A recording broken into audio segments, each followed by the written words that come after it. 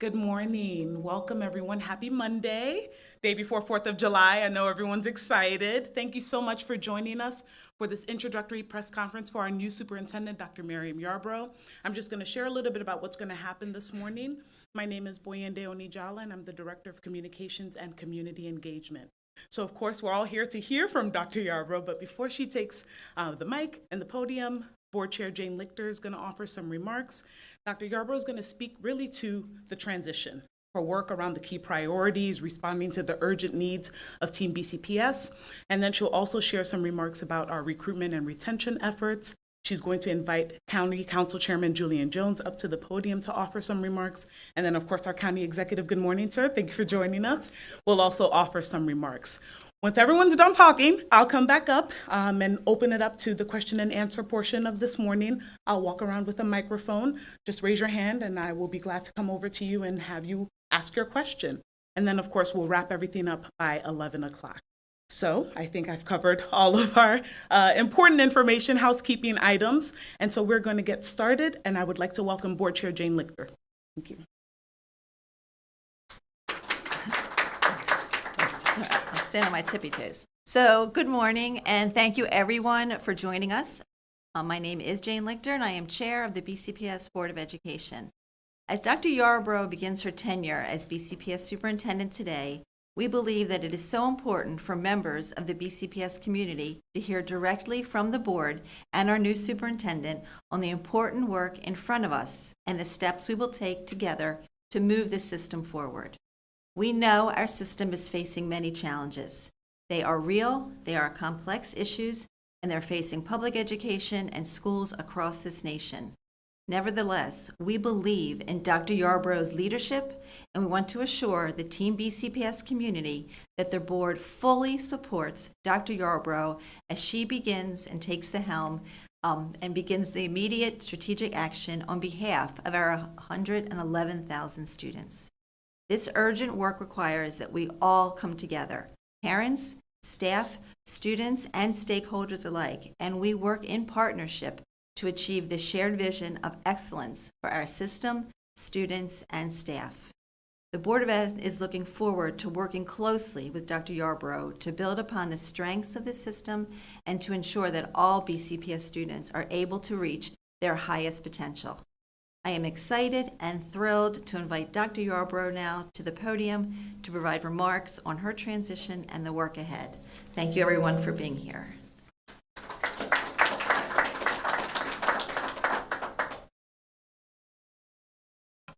Good morning, everyone. Good morning. Thank you very much for being here. Thank you, Board Chair Lichter, for your remarks and for the board's support as I officially begin my tenure today as BCPS Superintendent. Before I begin, I want to acknowledge some very important partners in this work who are with us here this morning. County Council Chairman Julian Jones, County Executive Johnny Oshevsky, our Employee Association leadership and representatives, Nick Argyros for OPE, John Clark for AFSCME, Inez Franklin for ESPBC, Beverly Folkoff, Teacher of the Year for TABCO. Want to acknowledge Councilman Marks. Thank you all for being here. I look forward to continuing to build a collaborative relationship with all of you so that we can tackle our shared challenges and provide a world-class education for every BCPS student and prepare them for a bright future. I also want to thank our media partners for joining us. You play an important role in our efforts to share critical information with members of Team BCPS. It is my sincerest hope that we can work together to inform our community about the great things that are happening in our systems, as well as the challenges before us and the steps that we are taking to address those challenges. This morning, I'd like to share highlights of the work ahead to respond to the growing needs of Team BCPS. I will also provide information on our recruitment and retention efforts and invite our county executive and the chairman of the county council to provide remarks. Our core purpose is centered on increasing achievement for all students. We are here to provide a variety of pathways to prepare students for college and careers. Delivering on this commitment means prioritizing resources, investments, and supports in the most critical areas now to ensure success moving forward. Working collaboratively with the Board of Education, I will give immediate and strategic focus to the following areas: academic achievement, focused, data-driven, research-based, instructionally sound practices and tools that build teacher capacity and promote high levels of learning and increase student achievement.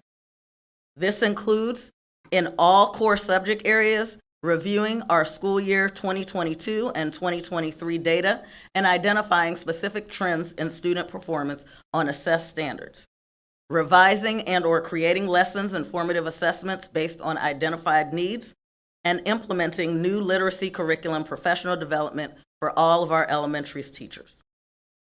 Infrastructure, making sure that we have efficient, effective, and responsive systems that ensure smooth operations across Team BCPS. This includes enhancing the services of our BCPS Customer Service Center, including the rollout of the new retiree portal, and ensuring that Phase 1 of our ERP implementation occurs as scheduled. We will prioritize human resources and payroll function. Safety and climate. Clear expectations, making sure that we have consistent responses and shared accountability will both protect and preserve safe learning environment. This will include finalizing an elementary school safety assistance support model, as well as revising our code of conduct in alignment with our school year 2022 and 23 data. And finally, ensuring that we have highly effective teachers, leaders, and staff. We will continue to refine our efforts to recruit and retain a highly effective and diverse teacher, support staff, and leadership workforce. This includes expanding our Grow Your Own initiatives and finalizing incentive opportunities for internal candidates, as well as expanding local, state, and national recruitment sources and partnerships in an effort to provide a more robust candidate pool. As you can see in the graphic to my left, we will tackle some of this critical work in 4 phases. From July through August, we are implementing the Fast Forward Summer Plan to achieve short-term outcomes that position us well for improved instructional precision, clarity of expectations, and measurable student progress. From July through October, we will strategically engage stakeholders and national experts to seek feedback and recommendations as a part of my examination of our current practices, processes, and needs. I recently announced the launch of a 39-member transition team of experts that will lead the work of assessing our current state and making short and long-term recommendations. Part of their work includes engaging with additional stakeholders in focus groups to inform their understanding of BCPS. A final report will be shared with Team BCPS in August. We will also have many opportunities to incorporate stakeholder feedback, including the fiscal year 2025 budget priorities and evaluating the impact of the Fast Forward Summer Plan. From November 2023 through January, we will assemble a cross-functional planning team that will prioritize and refine recommendations based on the Fast Forward implementation. They will develop a studied, comprehensive approach to ensuring that the long-term recommendations are taken care of and that we have lasting improvement. Finally, from February through January of 2025, we will work with an expert team to finalize and communicate a plan for long-term sustained success with specific indicators of progress and identified milestones. It's important to me that our community sees that we're taking urgent action to reverse the trend of declining academic performance and improving climate and operational efficiency. I would be remiss if I didn't state that for us to achieve any of the goals that I have outlined this morning, we will need continued support of the more than 20,000 staff members that work in BCPS. They all work tirelessly to support students and families inside and outside of the classroom to keep our system running. I want to highlight a few efforts to show our appreciation for the dedication and hard work of our current staff, as well as additional efforts to recruit the very best. The new compressed TABCO salary scale that went into effect on July 1st features increasing starting salary that places Baltimore County Public Schools at the second in the state, standardized step increases, and a 28-step scale from 29 that increases career earnings and allows teachers to reach the top of the scale sooner. The $2 an hour add-on rate for our bus drivers and the $4 add-on rate for contractual and temporary staff will continue for fiscal year 2024. We've also identified select schools with high needs and will provide incentives for teachers who agree to teach in those schools. In addition to signing bonuses for newly hired teachers, current teachers who are not in high-need schools who agree to transfer to one of our designated schools will receive a one-time bonus.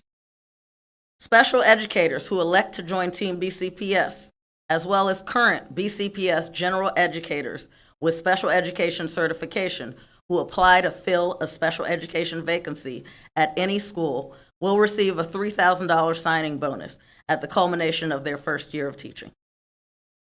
And thanks to our ongoing partnership, Baltimore County government will reduce pre-employment barriers for new hires by covering the cost of fingerprints for bus driver and attendants, the cost of physical exams and drug testing, as well as the cost of sleep apnea testing as needed.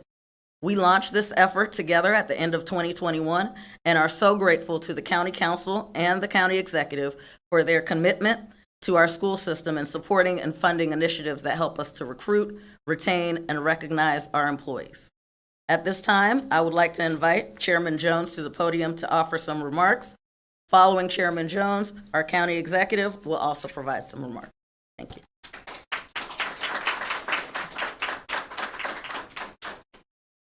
Thank you, Dr. Yarbrough. I like to just take this opportunity to say that on behalf of the Baltimore County Council, I'm joined today with my partner, Councilman Marks, who I like to call the minority leader. And we are here basically to say that we have 100% confidence in your leadership, Dr. Yarbrough. We've had an opportunity to work with you over the years on several issues, including an issue with the bus driver shortage. And we were impressed with your ability to roll up your sleeves, jump in there, and get it done. And nothing is more important to us here in Baltimore County than the education of our youth. This is extremely important. And we feel confident that you're going to have a get-it-done attitude. You're not going to accept second best. You're going to do everything that's necessary to educate our children. So we are very thankful and proud and look forward to your leadership. And we guess this is a wonderful day, a new day. We're celebrating Independence Day, and this is a new day for BCPS, and we look forward to it under your leadership. So thank you very much. And again, I thank you, Councilman Marks, for joining me.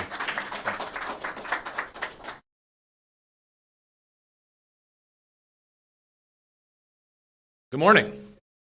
It's a great day for Baltimore County, and I will tell you, as a parent of a now second grader, I got to get used to saying that, I am fully confident in Dr. Yarbrough's ability to lead the way, not just for Daria, but for our young people across the system. And I will tell you that, like Chairman Jones said, my first real interaction with Dr. Yarbrough was around what was a real crisis at the time. We saw bus shortages across the country, across systems in this region, and Dr. Yarbrough was at the front of the line, leading for BCPS, working in collaboration with us to develop solutions to that challenge. And between funding our employees and paying them better, breaking down those barriers for pre-employment, Baltimore County led the way. We saw other jurisdictions continue to struggle to find solutions. We came together and we found solutions. And since that day, I have continued to find Dr. Yarbrough to be a collaborative, inclusive, open leader. I applaud you for having this to kick off your administration officially. But this leads on and builds on many community engagement efforts that have already been underway. This builds on the fact that there is an open transition team with experts both locally and beyond to really provide that critical look that our system needs, because this is an exceptional system. But I appreciate that our chair, our board, our superintendent understand that we have to be better, and that excellence is our only option here in Baltimore County. And so I fully support Dr. Yarbrough's outlines. We are in full alignment about the need to address academic achievement, make sure that our schools are safe, to invest in our infrastructure and our buildings, but also to make sure we keep investing in our people. They are and continue to be our most valuable resource. Understanding the growing diversity and changes of our county, but also just really having that collaboration, that openness, that transparency. I really appreciate the ways in which Dr. Yarbrough shares those visions. As the board, I think, made an outstanding choice, so thank you, Madam Chair, for your work. But we're eager to continue partnering. And with Chairman Jones, with Councilman Marks, this budget represents the largest increase to BCPS, both in terms of real dollars and in terms of maintenance of effort, both in dollars and percentage. So we're proud to support our system. We will continue to do so. But we are glad that we have a partner in you, Madam Superintendent, who will invest in our people, invest in our infrastructure, but also make sure we're making the progress on school safety, student achievement, and just being that open and transparent leader that we know that you are. So proud to be here. Thanks for everyone for turning out. And without further ado, I'll turn things back over to our superintendent. Thanks.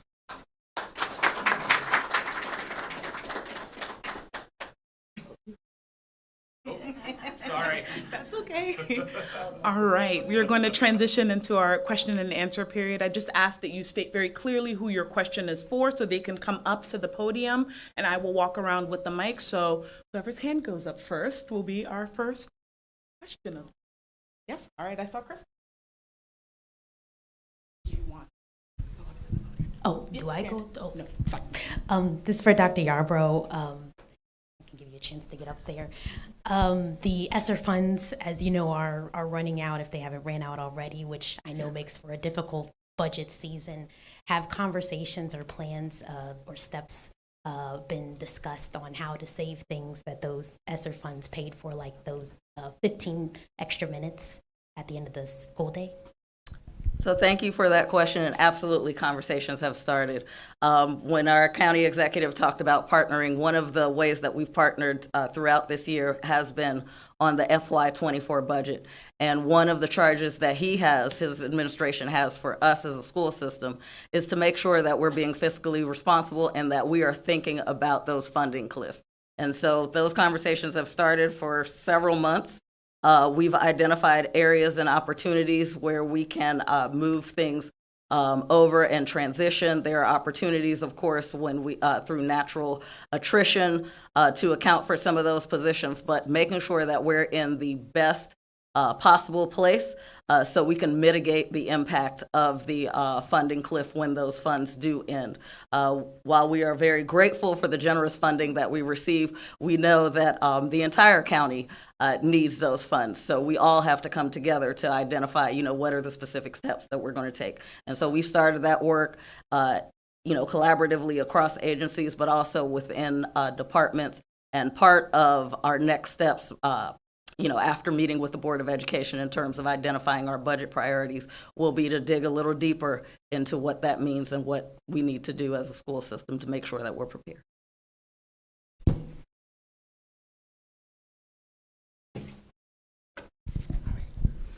Good morning, Dr. Yarbrough. Concerning transparency, one of the main issues that we hear from parents is that the school system is not very transparent with them when they have issues. One of the issues that we face in the media is having a hard time getting interviews, getting in front of people, asking questions on behalf of parents. Concerning transparency, do you believe in transparency, and will you make yourself available to the media when issues do arise? So I absolutely believe in transparency. I believe in moving forward with sharing information as it comes. There are going to be planned opportunities throughout for the media, just like today. And when we do have difficult challenges that come forward, we certainly will be sharing that information with the community. I believe in making myself available, like today, and there will be more opportunities to come. I believe throughout the summer, and of course, when we start the school year. But that's what we're looking to work with our communities to hear directly from them about what their concerns are. So they will have several different ways to share that with us. But also when there's a problem, that they know that we will be responsive and share as much information as we can, as timely as we can. So thank you for that question.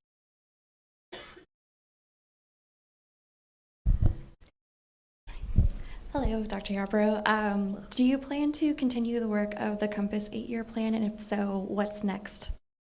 So you're referring to the Compass and the strategic plan. I will share that on day one, our initial focus is going to be on the fast forward plan and the work that we need to make sure takes place between now and the first day of school. I have not yet had an opportunity to meet with the Board of Education, and so together we're going to come together and talk about the priorities. We'll talk about our strategic plan and what those next steps are. So stay tuned, but it's only a few hours in, so coming. Hi, I have a question for the board chair. Hi, so one of the concerns that we're hearing is from parents who are in maybe like lower resourced parts of the district. And one of the ideas that they've suggested is to have board meetings moved from here into different parts of the district or the county. What are your thoughts on that? I think that we need to make sure that we are available to a greater population of our community. We realize that having the board meetings here is very centrally located, and it may not be easily accessible for people, especially on our far southeast or our far southwest areas of the county. We do need to work on the technology piece. Our community has said that they do appreciate the virtual component of our board meetings and making sure that if they can't arrive at a meeting, that we do it virtually. So we can look into the idea of moving it as long as we don't impact the ability to broadcast it virtually to give a greater audience. And we also know that there's other ways to engage our community besides for our board meetings. We've done our public hearings that we need to outside in the communities. So we look for other ways besides just the traditional once or every other week board meeting, make sure that we are in those neighborhoods. Our meet and greets with the community there's 8 of them right now. So that's one example of where we wanted to make sure that we gave the whole county a chance to have easy access to the meet and greets. And we thank the people who are coming because it's given them an opportunity to hear Dr. Yarbrough's message and vision for the future. Hi, my question is for Dr. Yarbrough. School violence has been a big concern for families. Do you plan on having a different approach to addressing those concerns than your predecessor? So what I can share with you is safety and climate is absolutely a priority.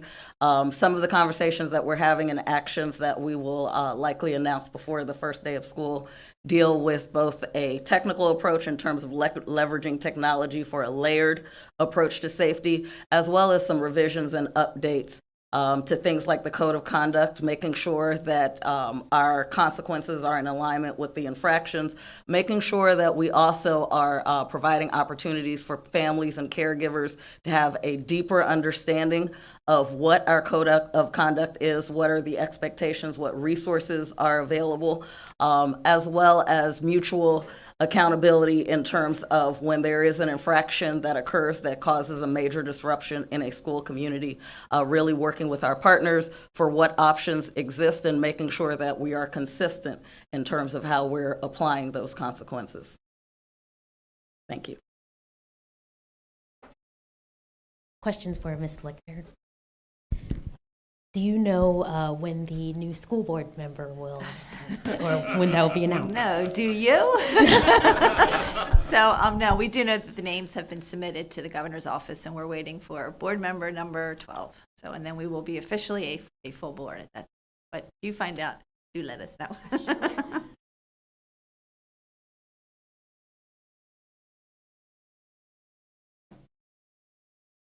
Buenos días. Yo estoy aquí porque quiero saber cómo va a ser la comunicación con la comunidad hispana hacia las escuelas públicas.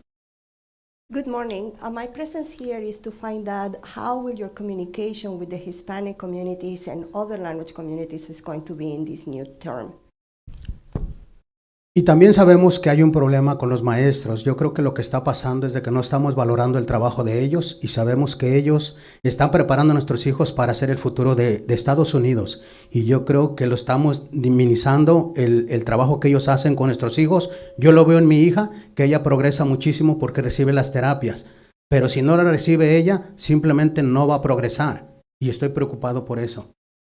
My other concern is the value and the honor we give to our teachers. The future of this country, the United States, is based on these teachers. I see it in my daughter. My daughter will never progress and be in the place she's now, wouldn't it be because of her teachers and therapists in Baltimore County? So my concern is, how are we empowering this personnel?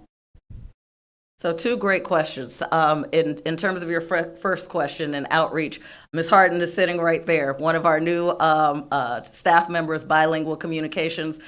We definitely have on the website and a part of our communications team opportunities to make sure that we are providing outreach to all of our families that speak multiple languages, as well as responding to needs, not only at the central office level, but also at the school level. We've been hearing recently at the community meet and greets for a need for more translation services and perhaps different interpretation services beyond, the phone. And so that's something that we're taking back to figure out what options exist so we can continue that partnership. We absolutely value your voice and are happy that you are here. And members of your group in particular, I forgot the exact title of the circle that you represent, have been present at all of the community meet and greets and encourage that to continue. In terms of your second question for empowering teachers, the last priority is absolutely ensuring that we have highly effective teachers, leaders, and staff across Team BCPS.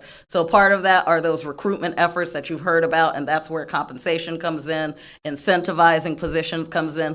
But the other part that's most important is about our retention efforts. How do we make sure that when staff members go into school buildings and offices, that they feel valued, they feel heard, and that we are responding to their needs on a regular basis so that we can retain them. That's absolutely a priority that we have. We have a very strong relationship with all of our union partners where they're able to come to the table and speak on behalf of the staff members. But we also have I had them in my former role, but I will transition to this current role, having advisory groups. One in particular for school-based staff that has teachers and the therapists and everyone that you're talking about that will have regular opportunities to directly communicate with me about any concerns that they have, but they also have the opportunity to problem solve around what those solutions might be. And so I'm very glad to hear you sharing your value and belief in the importance of teachers. It's 100% in alignment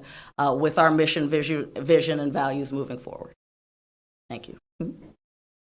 Dr. Yarbrough, a couple weeks ago in this room, when you found out that you were going to be the superintendent, you spoke to the board and you said, I remember when we, Baltimore County Public Schools, were at the top of the state.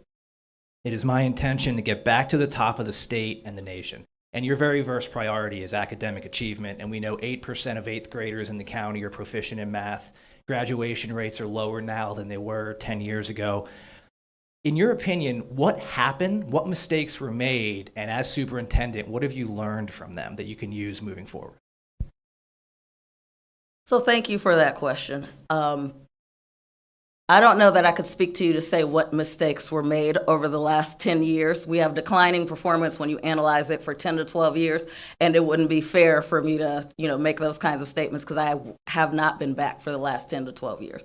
I can tell you over the last few years, no one was anticipating COVID. No one, of course, was anticipating a, debilitating attack on technology. Since then, we have come together with teachers and staff members to hear their voice about what they need the most. I can tell you moving forward that there are going to be regular opportunities for us to interface with all central offices, with all school leaders, and with school staff in buildings to hear directly from them about what their needs are. We have a new curriculum rolling out, as you're highlighted quite correctly in terms of the data. We know in terms of our literacy data, it's not exactly where we've needed it to be. But we also know that our past curriculum was not evidence-based.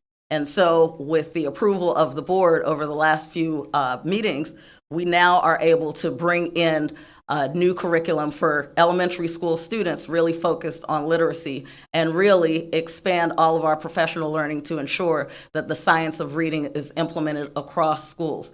And so part of my work as superintendent is going to be to make sure that we're moving forward with the implementation as designed, to make sure that there are opportunities for teachers who are on the ground in classrooms to give real-time feedback about what is working, what is not working well, so that we can course correct as needed, and for us to leverage some of the technology that we have to monitor student data, both in the school, in the classroom level, as administrators in the school, and at the district level, to make sure that we're moving forward. And when we see an opportunity for growth, or when we see a misstep, that we're going back in to correct in the classroom that next week. We're not waiting for the next group of students. We're not waiting for next year, but we are really working in lockstep, schools, central offices, and families to make sure that our students are progressing.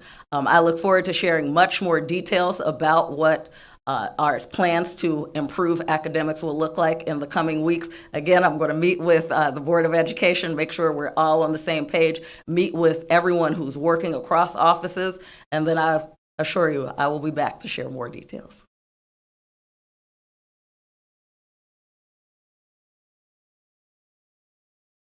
Good morning, everyone. This is Lucia from Comité Latino de Baltimore, and I have a question for you. Will you consider increasing the staff at the Welcome Center, which is located at Catonsville? And the second one will you be willing to open a new one so the new families can have access to all the resources? Thank you. So would I be willing and would I consider? Those answers are clear, yes. However, I cannot, 100% say, yes, we're going to do that in this moment, because those requests also tie us to, there are fiscal implications to those requests. I will share with you that it's absolutely a priority for me to make sure that all of our newcomers feel welcome as they come to Baltimore County Public Schools, and there is a place that's accessible to them to help them to easily transition into our schools. So it's on my radar. All right. Dr. Yarbrough, you mentioned that infrastructure is one of your priorities. How does addressing overcrowding within BCPS fit into that? It's near the top of the list. There are a few things that we know have to occur in order for all students to have the best opportunity to receive a high quality teaching program. Part of it is we need to get them to school on time. We need to make sure that they're fed. We need to make sure that all communities are safe.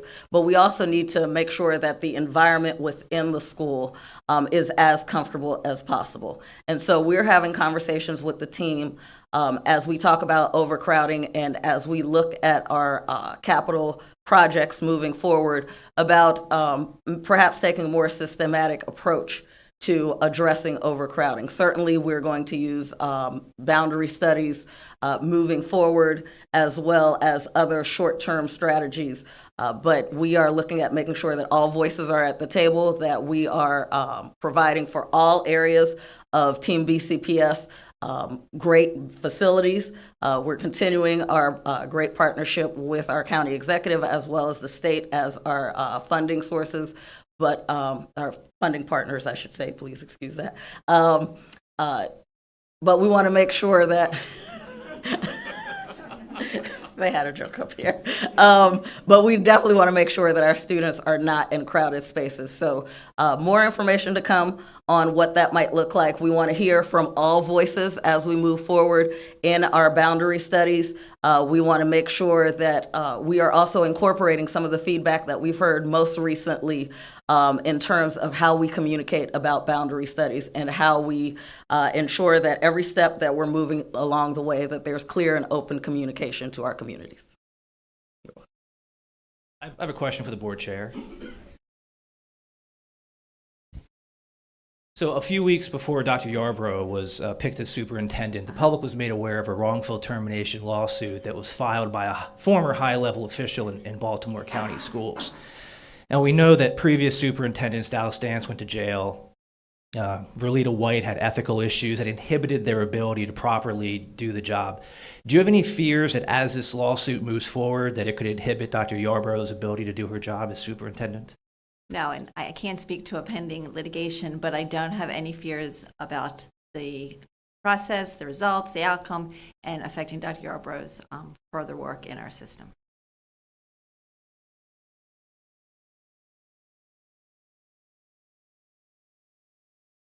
This is for Ms. Lichter and Dr. Yarbrough, if you want to add your input as well. This will be the first time the student member of the board will have voting rights on the budget. Not everyone agreed with that, but some do. Obviously, wanted to know if that's something that you support, and Dr. Yarbrough, interested in your opinion as well. Yes, I fully support our student member having voting rights. As a new board member in December and the budget process starting right away, I learned and felt the magnitude of the decisions that need to be made, the study that need to be done, and the learning. So having gone through that process, a lot of us recently, we are well aware of the needs of our student board member, as well as us as still new board members. So we have a lot of education to do, a lot of learning to do. We're looking at the budget process in order to give us time to do that studying, to ask the questions, and get the follow-up that we needed. So I am in support of it is a she, who will be on our board, but I do realize the amount of prep and work that needs to be done to make sure that her decisions and our decisions are in the best interest of BCPS students. I echo the sentiments of Chair Lichter. Absolutely looking forward to working with Board Member Drummond as she comes aboard, but we are a teaching and learning institution. And so we will, while we're unpacking the budget for all members of Team BCPS, she absolutely will have a seat at that table, and we're looking forward to make sure that she's equipped with what she needs to make sound decisions on behalf of the students of Baltimore County.